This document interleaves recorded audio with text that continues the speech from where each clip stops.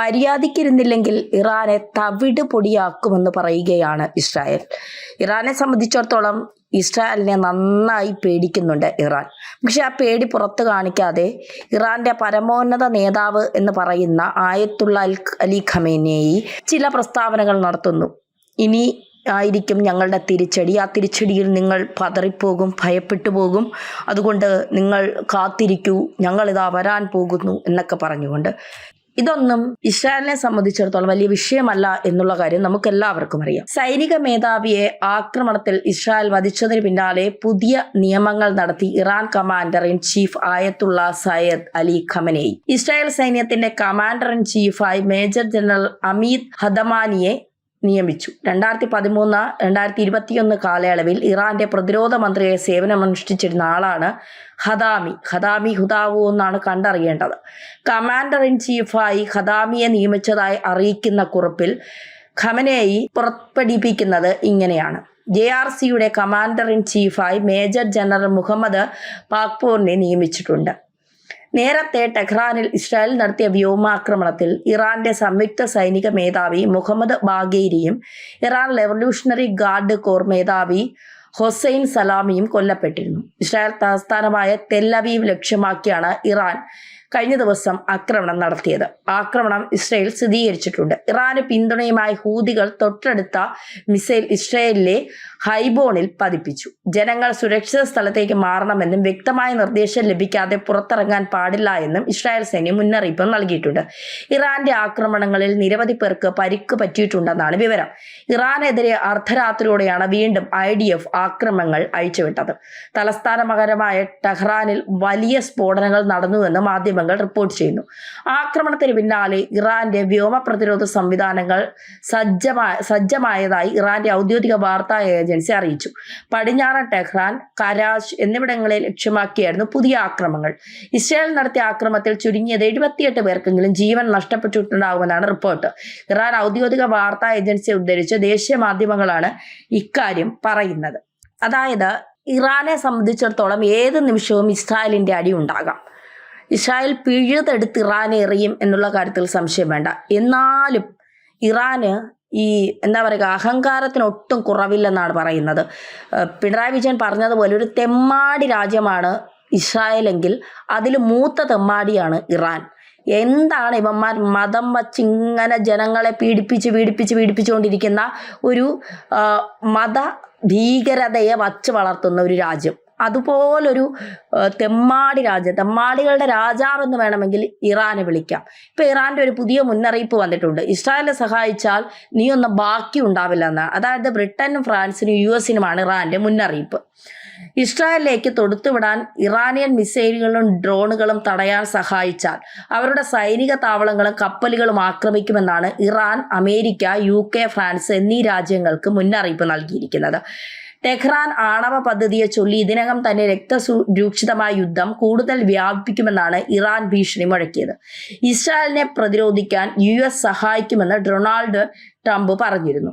മിസൈലുകളും ഇസ്രായേലിനെ സമീപിക്കുമ്പോൾ വെടിവെച്ച് വീഴ്ത്താൻ US സൈന്യം ഇതിനകം സഹായിച്ചിട്ടുണ്ടെന്ന് അമേരിക്കൻ ഉദ്യോഗസ്ഥർ ഉദ്ധരിച്ച് വാർത്താ റിപ്പോർട്ടുകൾ നേരത്തെ പുറത്തുവരികയും ചെയ്തിരുന്നു.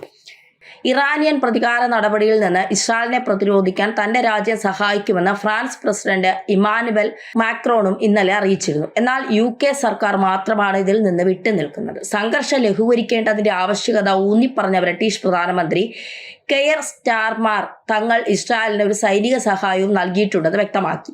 ഇസ്രായേലിന് നേരെ തൊടുത്തവിട്ട മിക്ക മിസൈലുകളും ഡ്രോണുകളും ലക്ഷ്യമെത്തുന്നതിന് മുൻപ് തടയപ്പെടുന്ന ഈ സാഹചര്യത്തിൽ ഇസ്രായേൽ പ്രതിരോധത്തിനുള്ള പാശ്ചാത്യ പിന്തുണയെ തടയാനാണ് ഇറാൻ ശ്രമിച്ചുകൊണ്ടിരിക്കുന്നത്. അതിന്റെ ഭാഗമായാണ് നിലവിൽ ഈ 3 സുപ്രധാന ശക്തികൾക്ക് നേരെ ഭീഷണിയുമായി അവർ വന്നിരിക്കുന്നത്. എന്നാൽ അവരുടെ പുതിയ നീക്കം ഒരുപക്ഷെ അവർക്ക് തന്നെ തിരിച്ചടിയായേക്കും എന്നാണ് പലരും വിലയിരുത്തുന്നത്. തുടർച്ചയായ ഇസ്രായേലി ബോംബാക്രമണത്തിന്റെ തീവ്രതയിൽ ഇതിനകം തന്നെ രാജ്യം വലയുമ്പോൾ കൂടുതൽ പാശ്ചാത്യ ശക്തികളെ കൂടി സംഘർഷത്തിലേക്ക് ആകർഷിക്കാൻ ഇത് കാരണമാകും എന്നാണ് കരുതപ്പെടുന്നത്. അതിനിടെ വ്യോമയുദ്ധം 2ാം ദിവസത്തിലേക്ക് കടന്നപ്പോൾ ഇറാൻ മിസൈലുകളുടെയും ഡ്രോണുകളുടെയും ആക്രമണത്തിന് ശ്രമിച്ചപ്പോൾ ഇസ്രായേൽ വിമാനങ്ങൾ ടെഹ്റാനിൽ ബോംബ് ആക്രമണം നടത്തിയതായാണ് മറുപടി നൽകിയത്. ഇതിന്റെ ആണവ പദ്ധതിയെ തകർക്കുവാനുള്ള ഇസ്രായേൽ ആക്രമണം കൃത്യമായ ആസൂത്രണത്തോടെ ഉള്ളതാണെന്നാണ് ഇത് വ്യക്തമാക്കുന്നത്.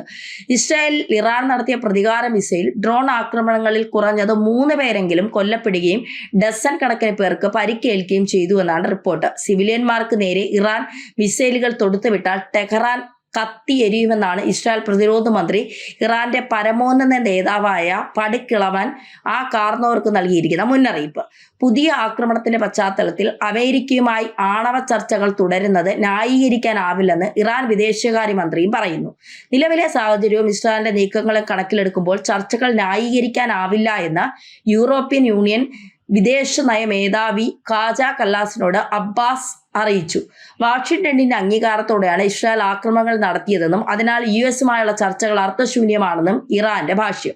മാത്രമല്ല, ഇറാന്റെ ആണവ പദ്ധതിയെക്കുറിച്ചുള്ള 6ാം റൗണ്ട് ചർച്ചകൾക്ക് പങ്കെടുക്കുന്നത് സംബന്ധിച്ച അന്തിമ തീരുമാനം വ്യക്തമല്ല എന്ന് വിദേശകാര്യ മന്ത്രാലയ വക്താവ് ഇസ്മയിലും വ്യക്തമാക്കി. നിലവിൽ പശ്ചിമേഷ്യയിൽ സംഘർഷ സാഹചര്യം അതിരൂക്ഷമാണ്. ഇരു രാജ്യങ്ങൾക്കുമിടയിൽ യുദ്ധം പൊട്ടിപ്പുറപ്പെട്ടതോടെ ഒരിടവേളയ്ക്ക് ശേഷം മിഡിൽ ഈസ്റ്റ് വീണ്ടും ലോകശ്രദ്ധയിൽ വരികയാണ്. നിലവിലെ സാഹചര്യത്തിൽ എണ്ണവില അടക്കമുള്ള വിഷയങ്ങളിൽ ഇപ്പോഴത്തെ സംഘർഷം കാര്യമായ മാറ്റം വരുത്തിയേക്കാം എന്നാണ് പുറത്തുവരുന്ന വിവരങ്ങൾ. ഇറാനെ സംബന്ധിച്ചിടത്തോളം നമുക്ക് എല്ലാവർക്കും അറിയാം, ഇറാൻ എന്തൊക്കെയാണ് ചെയ്തു കൂട്ടുന്നത്, എന്തൊക്കെയാണ് പറയുന്നത് എന്നൊന്നും നമുക്കറിയില്ല. എന്ത് വേണമെങ്കിലും കാണിക്കാം. കാരണം മതത്തെ കൂട്ടുപിടിച്ചുകൊണ്ട്, മതത്തിലെ നല്ല കാര്യങ്ങളല്ല, അതിനെ ഇങ്ങനെ എന്താ പറയുക, മനുഷ്യരുടെ അവിടുത്തെ ജനങ്ങളുടെ ഇടയിൽ കുത്തിവെച്ചുകൊണ്ട് ഇങ്ങനെ വെറുതെ ഇങ്ങനെ എന്തെങ്കിലുമൊക്കെ പറഞ്ഞ് ഒരു രാജ്യത്തെ തന്നെ ഇല്ലാതാക്കാൻ ശ്രമിക്കുന്ന ഇത്ര വൃത്തികെട്ട ഒരു രാജ്യം ലോകത്തുണ്ടോ എന്ന് ചോദിച്ചാൽ ഇല്ല എന്ന് തന്നെ പറയാൻ പറ്റും. അത്രയ്ക്ക് വൃത്തികെട്ട രാജ്യമായി ഇറാൻ മാറിക്കൊണ്ടിരിക്കുകയാണ്. അവിടുത്തെ ജനങ്ങളുടെ കാര്യം ഒന്ന് ആലോചിച്ച് നോക്കുക. അവിടുത്തെ ജനങ്ങൾ പറയുകയാണ്, ഈ 85 വയസ്സായ പടുക്കിളവൻ ഒന്ന് മാറി തന്നാൽ, ഇയാളൊന്ന് ഇറങ്ങിപ്പോയാൽ ഞങ്ങൾക്ക് ജനാധിപത്യം മതി. ഇനി നെതന്യാഹു ജനാധിപത്യ സർക്കാരിനെ കൊണ്ടുവന്നാൽ ഞങ്ങളത് ഇരു കൈ നീട്ടി ഞങ്ങളത് സ്വീകരിക്കും, പൂർണ്ണ മനസ്സോടെ ഞങ്ങളത് സ്വീകരിക്കുമെന്നാണ് ഇറാൻ ജനത പറയുന്നത്. നെതന്യാഹു ഇറാൻ ജനതയോട് പറഞ്ഞിട്ടുണ്ട്, നിങ്ങൾ തെരുവിലേക്ക് ഇറങ്ങൂ, എന്നിട്ട് ജനാധിപത്യ സർക്കാർ വേണമെന്ന് പറയൂ, ഈ മതഭീകരന്മാരെ അടിച്ചോട്ടിക്കൂ, ഇവന്മാർ എങ്ങോട്ടെങ്കിലും പൊക്കോട്ടെ എന്ന് ഇസ്രായേലും ഇറാൻ ജനതയ്ക്ക് ധൈര്യം നൽകുന്നുണ്ട്. അപ്പോഴാണ് ഇവിടെ കുറേ എണ്ണം കിടന്ന് ഇസ്രായേലിനെ നെഞ്ചത്ത് കയറുന്നത്. തെമ്മാടി രാജ്യം പാകിസ്ഥാൻ ഇന്ത്യക്കെതിരെ ഇത്രമാത്രം ഭീകര പ്രവർത്തനങ്ങൾ നടത്തിയിട്ടും ഇന്ത്യ തകർക്കാനും 27 നിരപരാധികളുടെ ജീവൻ എടുത്തിട്ടും പാകിസ്ഥാൻ തെമ്മാടി രാജ്യമെന്ന് പറയാത്ത ചില 4 വോട്ടിന് വേണ്ടി വാളയാറിനപ്പുറം ഈ ശബ്ദം കേൾക്കില്ല എന്നുറപ്പുള്ള ചില ഇരട്ടച്ചങ്കുമില്ല പരട്ടച്ചങ്കുമില്ലാത്ത ചില ആളുകൾ ഇങ്ങനെ പുലമ്പിക്കൊണ്ടിരിക്കുകയാണ് ഇറാൻ നല്ലതും ഇസ്രായേൽ തെമ്മാടി രാജ്യവുമാണ് എന്നുള്ളത്. എന്തായാലും ഇസ്രായേലിനെ സംബന്ധിച്ചിടത്തോളം ഇസ്രായേൽ ജൂതന്മാരാണ്, ജൂതന്മാർക്കൊപ്പം തന്നെയാണ് ലോകം മുഴുവൻ. ഇറാൻ എന്ന് പറയുന്ന മതരാജ്യത്തെ അംഗീകരിക്കുന്ന കുറേ സുഡാപ്പികളും 4 വോട്ടിന് വേണ്ടി അവരെ അംഗീകരിക്കുന്ന കുറേ ഊളകളും മാത്രമാണ് ഉള്ളത്. ലോകരാജ്യങ്ങൾ മുഴുവൻ ഇസ്രായേലിനൊപ്പമാണ്, ഇന്ത്യ ഉൾപ്പെടെയുള്ളത്.